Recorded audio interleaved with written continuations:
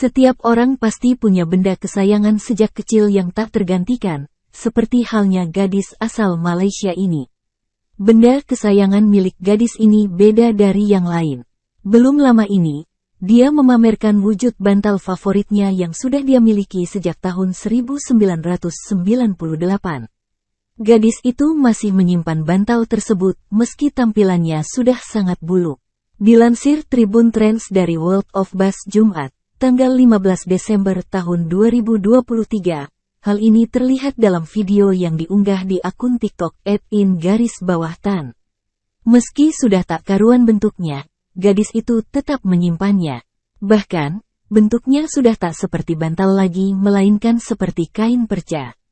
Namun baginya yang terpenting adalah baunya yang membawa nilai sentimental tak tergantikan.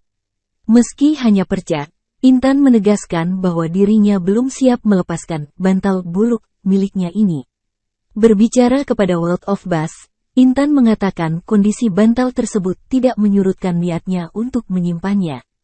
Bantal tersebut berusia 25 tahun, dan tinggal beberapa tahun lagi memasuki dekade ketiga.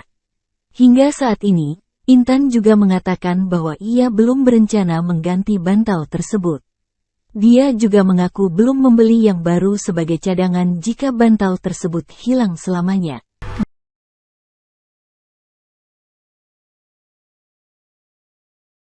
Download Tribun X sekarang, menghadirkan lokal menjadi Indonesia.